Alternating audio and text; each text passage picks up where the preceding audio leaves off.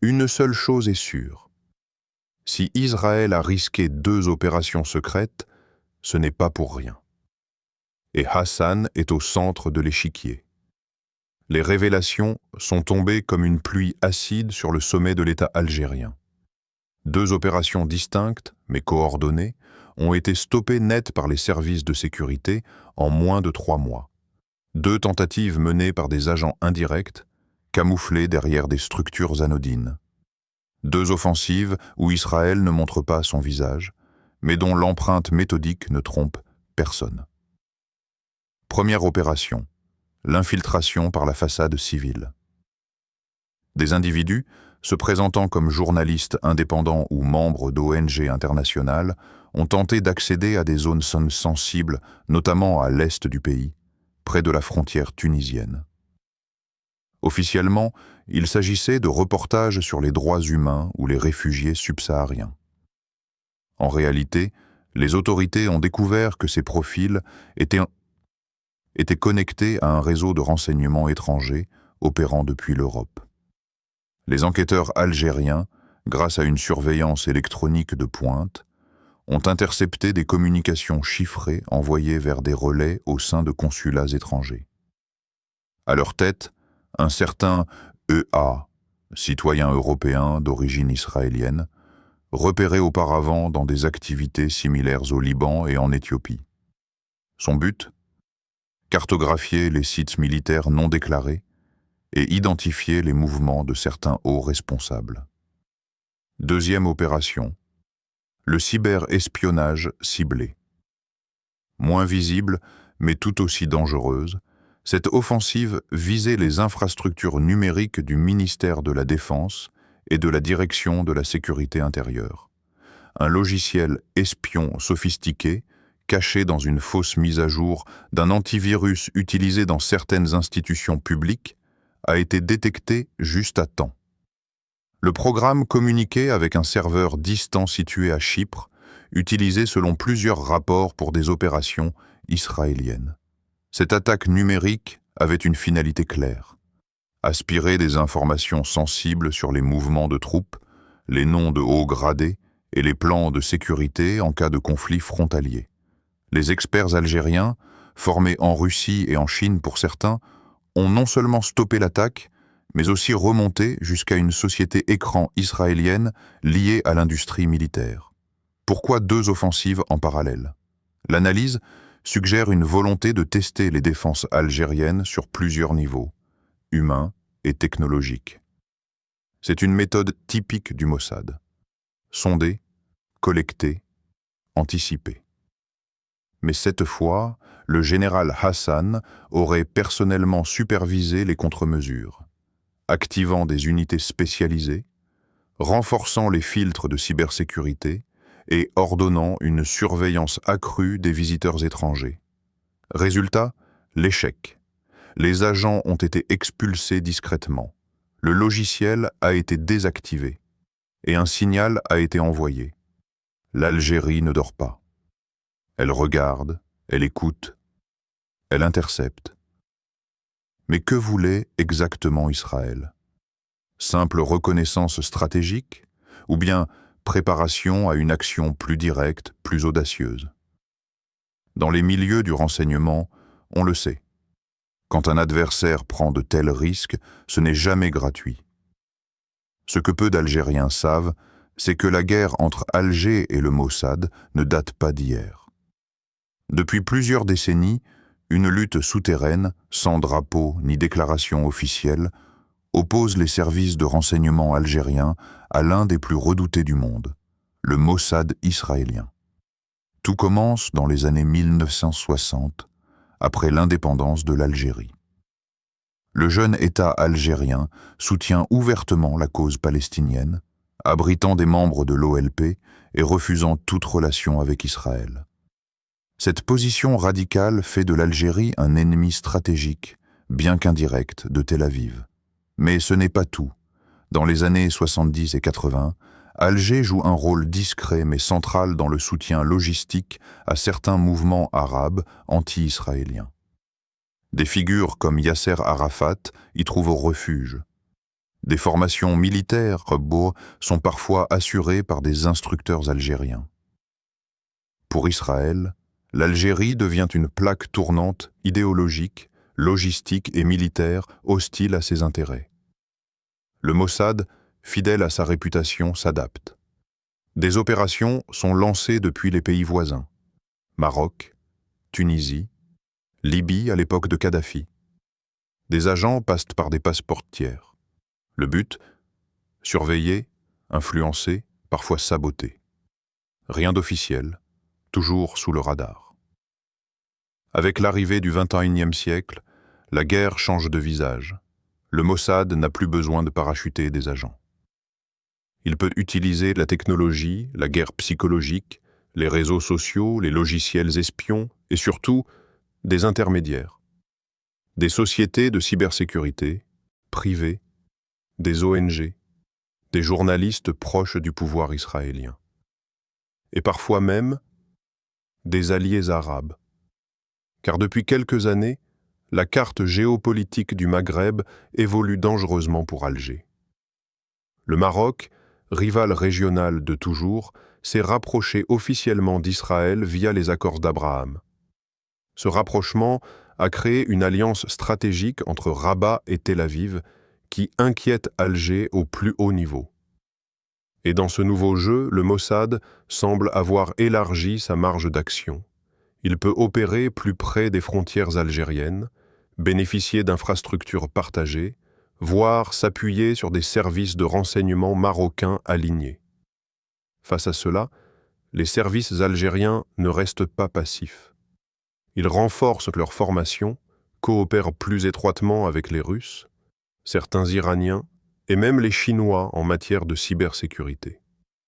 Et surtout, ils surveillent tout ce qui vient de l'extérieur, avec un œil suspicieux et expérimenté. Mais la question reste ouverte. Jusqu'où ira cette guerre silencieuse? Le Mossad, habitué à agir sans réponse, va-t-il se heurter à une riposte algérienne inattendue?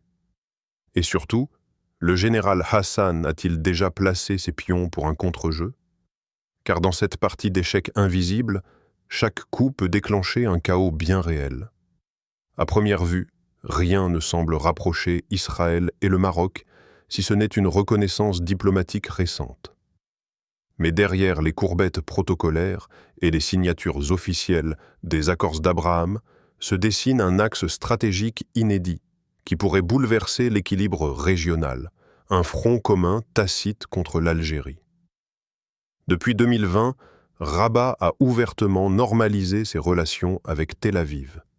Ce rapprochement ne s'est pas limité à l'échange d'ambassades ou au tourisme religieux. Il s'est surtout concrétisé dans le domaine militaire et sécuritaire. En moins de 2 ans, des accords de coopération ont été signés dans des secteurs aussi sensibles que la cybersécurité, la surveillance aérienne, le renseignement et même la production conjointe d'armements.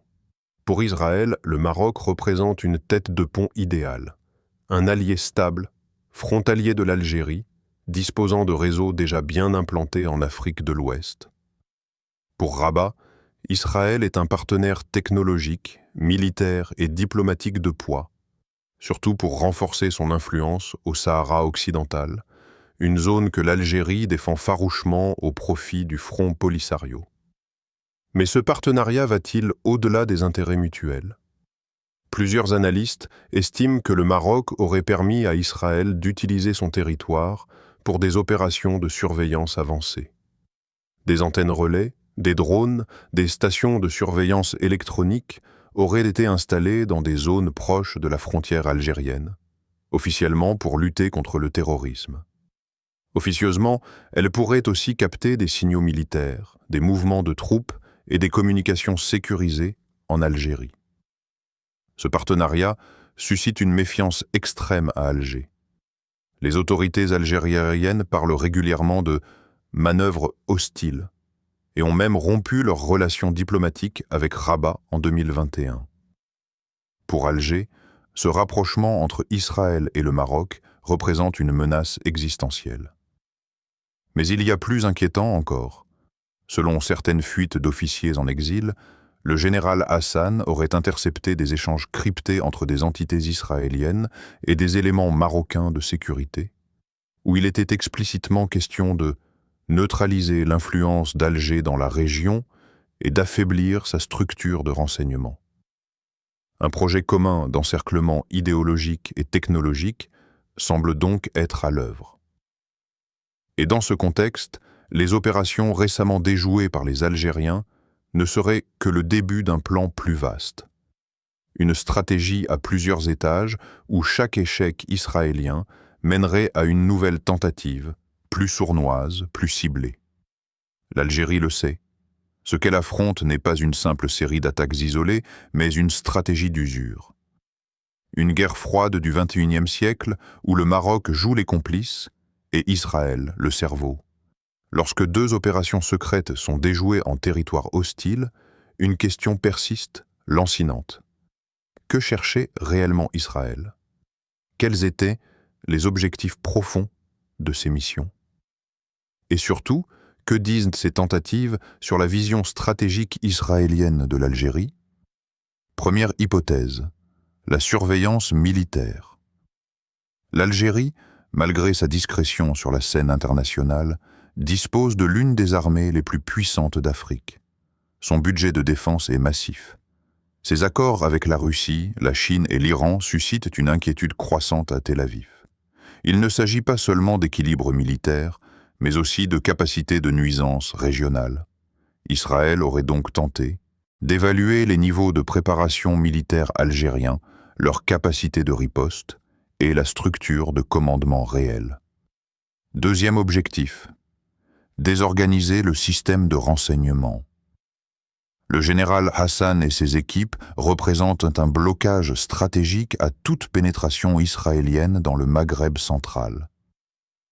Les tentatives d'infiltration auraient pu viser à introduire un cheval de Troie, un acteur ou un système capable de déstabiliser les réseaux internes, semer le doute, provoquer des purges ou créer des rivalités internes au sein des services algériens. Troisième niveau, provoquer une réaction politique. Un échec déjoué, s'il est médiatisé, peut devenir un outil de tension diplomatique. En provoquant Alger, Israël pousse l'Algérie à la réaction. Rupture de relations, déclaration de guerre informationnelle, isolement sur certains dossiers africains. Le but ici n'est pas de gagner militairement, mais de déplacer l'Algérie vers une posture défensive sur tous les fronts.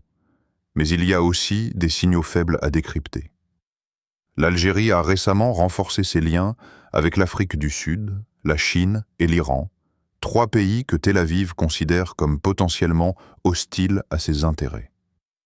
Pire encore, Alger tente de structurer un front diplomatique africain pro-palestinien, capable de bloquer certaines résolutions favorables à Israël à l'Union africaine.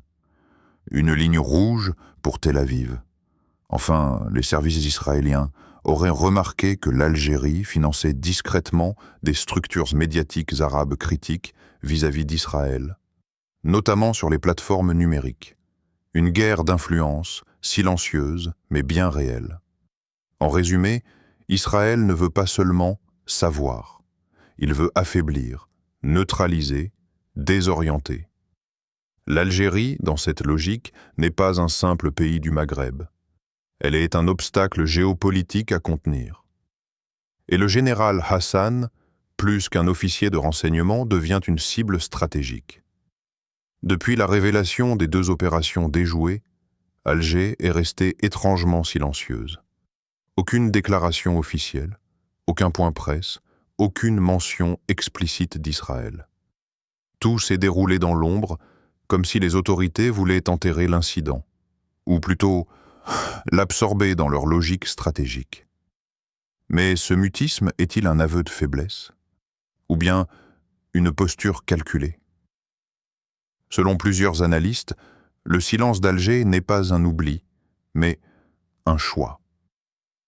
En ne médiatisant pas l'affaire, le pouvoir algérien garde l'initiative. Il évite d'alerter la population inutilement, de créer une panique diplomatique ou d'entrer dans un jeu de provocation directe, ce que Tel Aviv pourrait espérer. En réalité, ce silence est un langage que seuls les initiés comprennent.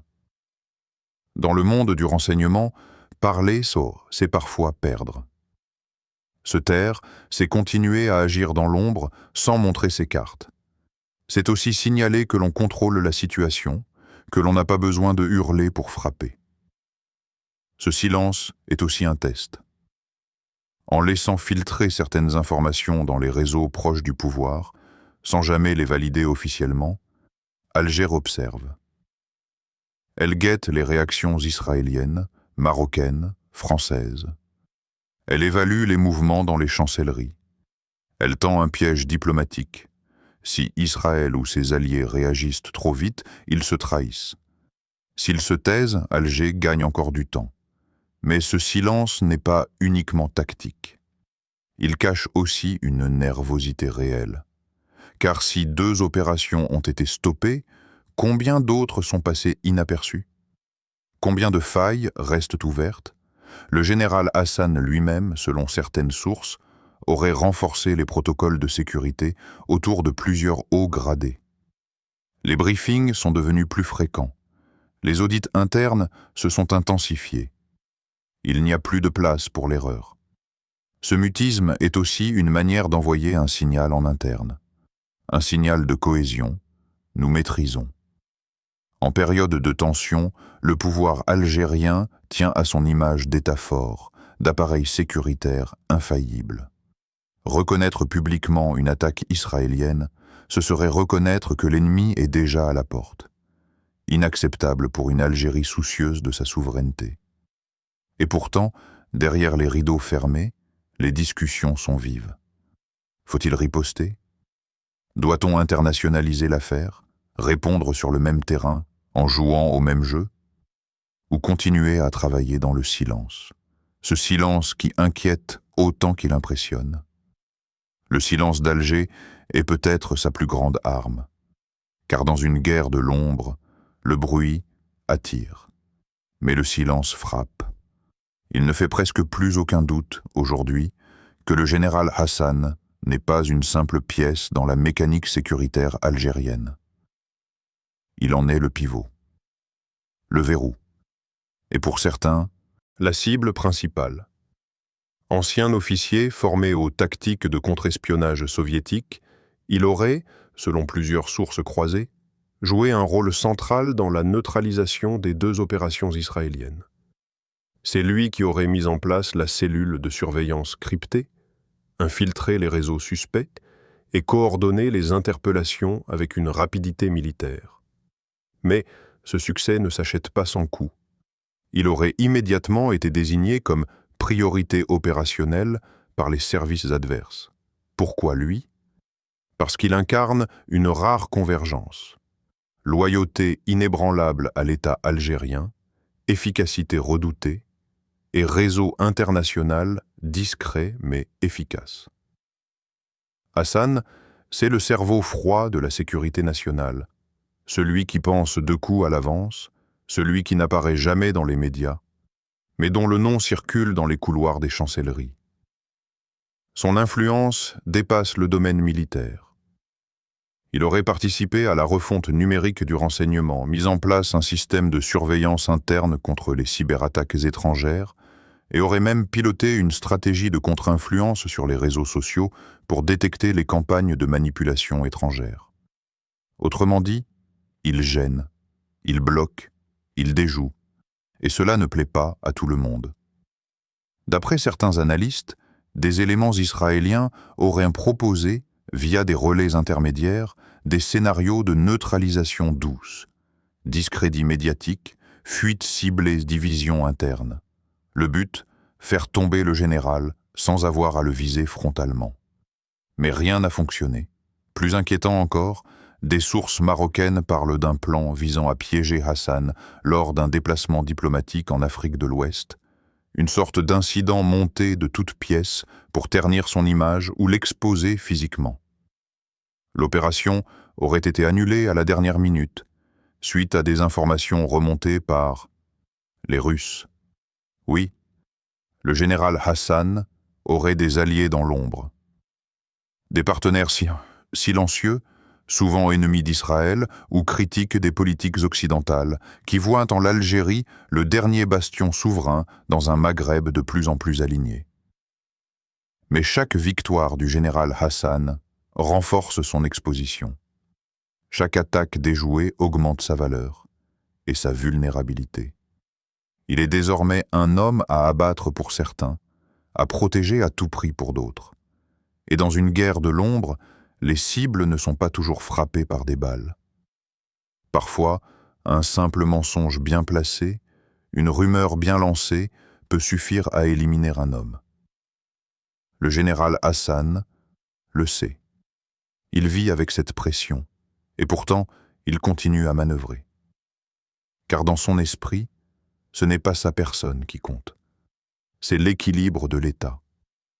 Et cet équilibre, il est prêt à tout pour le maintenir. L'Algérie a parlé peu, mais elle a agi vite.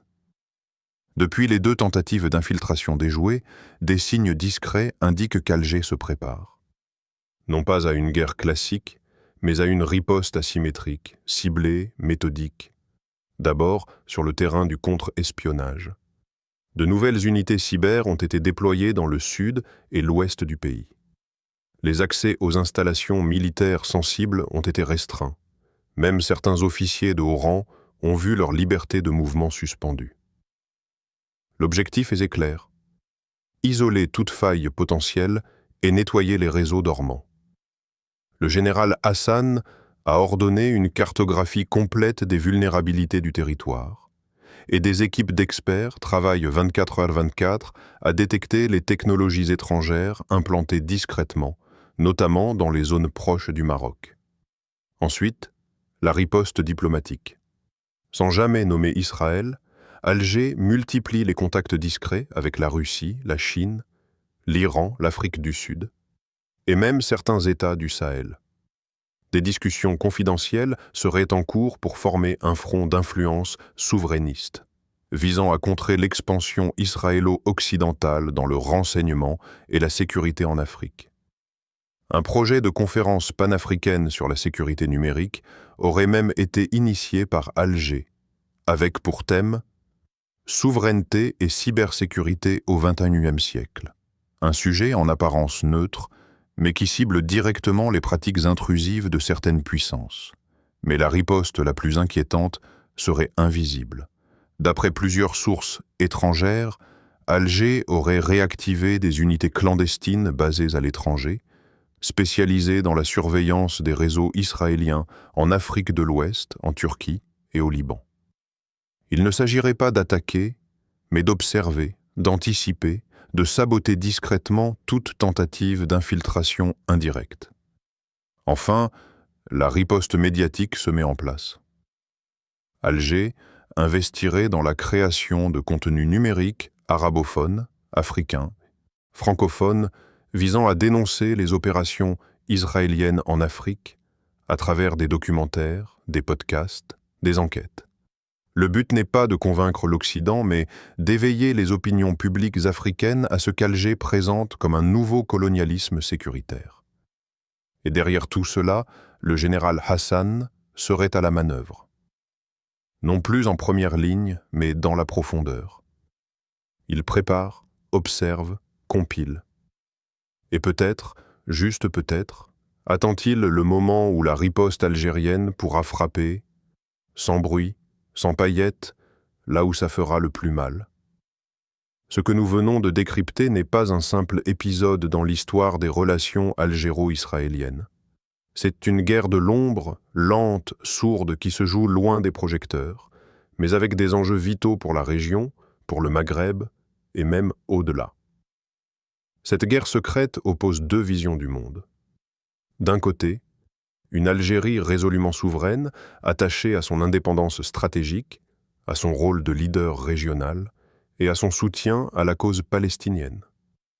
De l'autre, un Israël déterminé à étendre son influence, à sécuriser ses frontières au-delà du Moyen-Orient et à neutraliser tout ce qu'il perçoit comme une menace dans son environnement proche, y compris en Afrique.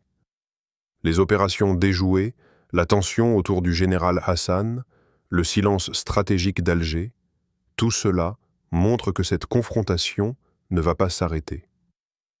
Elle va s'intensifier, se multiplier sur plusieurs fronts, cyber, diplomatique, militaire, médiatique.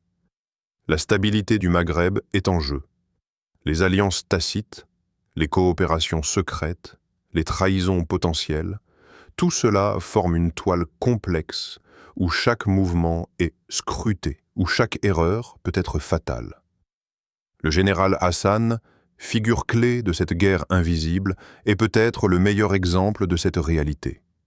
Un homme en première ligne, toujours dans l'ombre, mais dont l'impact peut modifier la donne régionale. Alors, que réserve l'avenir? Cette guerre de l'ombre finira-t-elle par déboucher sur un conflit ouvert? Où les acteurs sauront-ils maintenir un fragile équilibre, évitant l'explosion? Pour l'heure, la seule certitude est que cette lutte silencieuse, cette danse de secrets, est appelée à durer. Et dans ce théâtre invisible, chaque acteur avance ses pions avec prudence, détermination, et parfois une certaine forme de fatalisme.